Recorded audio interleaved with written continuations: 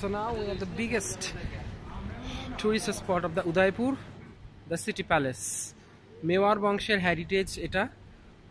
1559 সালে এর কনস্ট্রাকশন শুরু হয় রাজা উদয়পুরের রাজা উদয় সিং এনার হাত ধরে, এবং বর্তমান অবস্থায় রূপ নিতে প্রায় সময় নেয় 400 বছর পর, মানে 1950-এর মাঝামাঝি সময়। এখনও এখানে রাজারা বাস করে। এর একটা অংশ টুরিস্টদের জন্য রেস্ট্রিক্টেড, যেখানে রাজারা বসবাস করেন, এবং কিছু অংশ 1950 সালের পরে 56 সালের দিকে সাধারণত এটা টুরিস্টের জন্য উন্মুক্ত করে দেওয়া হয়, এবং টুরিস্টের জন্য যে স্পটে যে টাকাটা হয় বিশেষ করে জায়গা সেটা চ্যারিটি হিসেবে দান করে দেওয়া হয়। তো এইখানে নন ইন্ডিয়ান হিসেবে আপনার 300 লাগবে, তবে আপনি স্টুডেন্ট লাইন হিসেবে পারেন, যেমন আমি করেছি 100 আপনি পাবেন।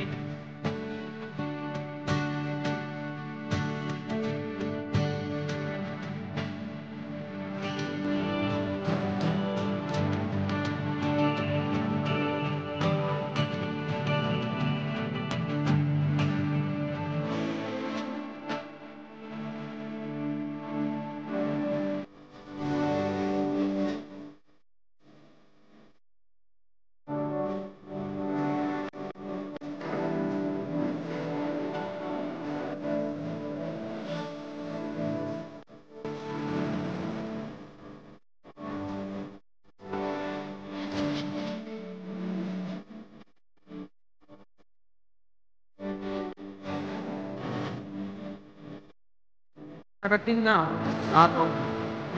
রাজা তার ইনগ্রেশন উপলক্ষে সকল অনুষ্ঠান এখানেই হয়। উপরে দেখতে পাচ্ছেন এই জায়গাগুলা, এগুলা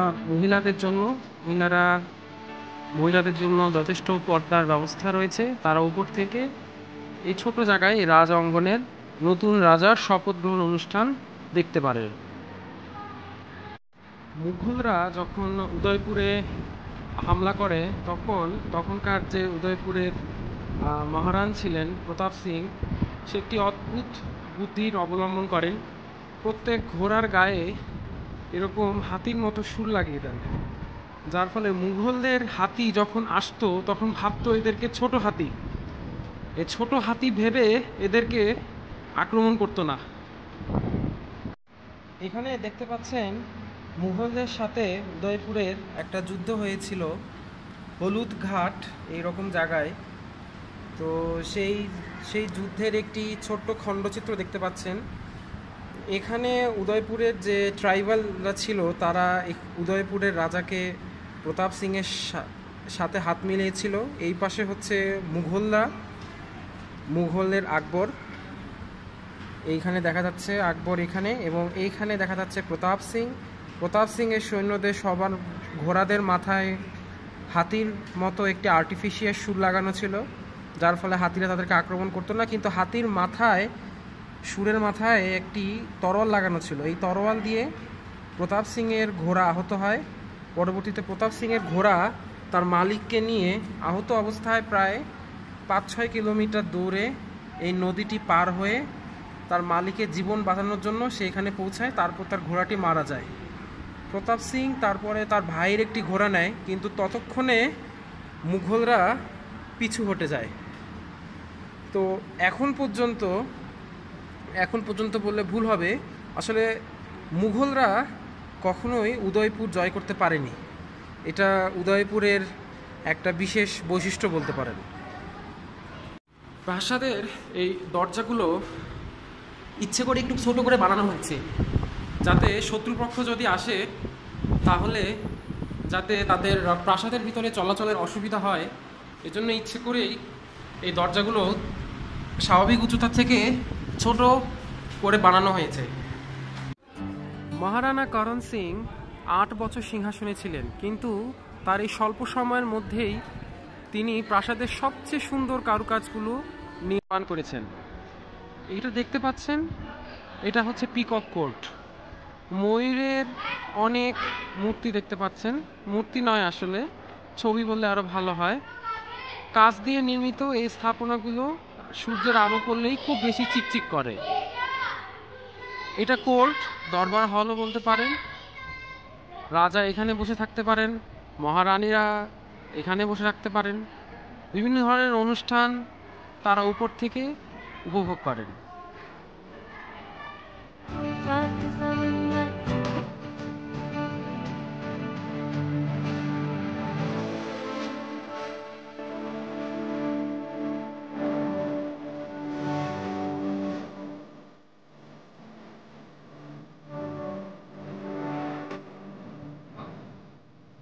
এই হচ্ছে ছোলা লেক।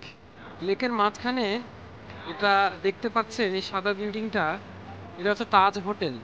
এটা রাজারই, রাজা এটা তাজ হোটেলকে লিজ দিয়েছেন। আগেরকার আগেরকার দিনে রাজারা এখানে থাকতেন, হোটেল হিসেবে থাকতেন। দিয়ে জওয়ানি হ্যাঁ দিওয়ানি মুভির শুটিং হয়েছিল ঠিক এই জায়গাটাতে। এছাড়াও ভারতের অনেক, বলিউডের অনেক মুভি এই উদয়পুরেই শুটিং হয়েছে। প্রাসাদের মাঝখানে এরকম বাগান দেখাটা স্বাভাবিক প্রথমবার দেখলে আশ্চর্য লাগতে পারে, কিন্তু অবাক করার ব্যাপার হচ্ছে যে এটা যেহেতু পাহাড় করে কাটা হয়েছে, সুতরাং সেই পাহাড়ের উপরে যে গাছগাছালা ছিল সেগুলো ঠিক সেভাবেই রেখে শেপটাকে এরকম করে দেওয়া হয়েছে। যেমন এখন দেখা যাচ্ছে এটা বাগান, আমি যেখানে দাঁড়িয়ে আছি এটার নিচে পাহাড়, এই নিচে কোনো ফাঁকা ঘর নেই, এটা পাহাড়ই, নিচে পাহাড়। পাহাড়টাকে কেটে সাইজ করে এরকম করে করা হয়েছে যে পাহাড়ের গাছগুলো যাতে ওভাবেই থাকে। এত উচ্চতায় মনে হতে পারে যে এখানে বাগান কিভাবে হলো। আসলে ব্যাপারটা এরকমই অসাধারণ একটি জায়গা। এইখানে হোলি উৎসব হয়ে থাকে রাজবংশীয়, তবে এখন হয় না, এই আর কি। এটা হচ্ছে রানীদের সাজগোজ করার রুম। দেখতে পাচ্ছেন মাঝখানে রানী বসবে, তার পাশে অনেক আয়না আছে, এখানে আয়না, এখানে আয়না, এখানে আয়না, এই পাশেও আয়না আছে। বেশ রাজকীয় বলতে গেলে। মহারানীর অতিথিখানা, মহারানী বসতেন মাঝখানে, এই পাশে তার গেস্টরা বসতেন। এটা রুম হিটার বলতে গেলে। এই পাশে তার চাকরানিরা থাকতেন, ডাক দিলেই চলে আসতো। এটা দেখতে পাচ্ছেন ফ্যান, কেরোসিনের তৈরি ফ্যান। 1875 সালে এইরকম ফ্যান চালু ছিল। ভারতের সব রয়্যাল ওয়েডিং এই উদয়পুরে হয়ে থাকে। ঐতিহ্যবাহী উদয়পুরে রয়্যাল প্লেসে আপনি যদি শুধু জায়গা আপনি বরাদ্দের জন্য আপনার পকেট থেকে খরচ করতে হবে প্রায় 50 লাখ রুপি। ডেকোরেশন, খাওয়া দাওয়া ভিন্ন কথা। বলিউডের অনেক নাম করা অভিনেতা অভিনেত্রী সহ ভারতের অনেক স্বনামধন্য কাপলের বিয়ে এই রয়্যাল, এই সিটি প্যালেসে অনুষ্ঠিত হয়েছে। ভারতের জয়পুরকে পিঙ্ক সিটি বলা হলে উদয়পুরকে বলা হয় দ্য হোয়াইট সিটি। এই হচ্ছে মোটামুটি সিটি প্যালেস। এছাড়াও একটা মিউজিক লাইব্রেরি আছে, সেখানে রাজাবাসাদের ব্যবহৃত বাদ্যযন্ত্র কালেকশনস, রাজার পার্সোনাল কিছু কালেকশনস, রূপার জিনিসপত্র, আসবাবপত্র থেকে শুরু করে সিন্ধু মুদ্রা, ছবির একটা ফটো গ্যালারি আছে, তাদের ছোট একটা মিউজিয়াম আছে যেখানে রাজাদের গাউন, ড্রেস আছে। তো উদয়পুরে যদি একটা জিনিস দেখতে বলা হয় সেটা হচ্ছে এই সিটি প্যালেস। তো এখানে হলে অবশ্যই এখানে আসবেন। মোটামুটি 2-3 ঘন্টা হাতে নিয়ে আসতে পারেন, বেশ ভালোভাবে দেখতে পারেন। গাইড নিতে পারেন, গাইড খরচ এখানে 250 রুপি। যদি ইংলিশ নিতে চান তাহলে 400 রুপির মতো পড়বে। তবে আমি দামাদামি করে 300-তে ম্যানেজ করেছি, এই আর কি। ঠিক আছে, ধন্যবাদ সবাইকে।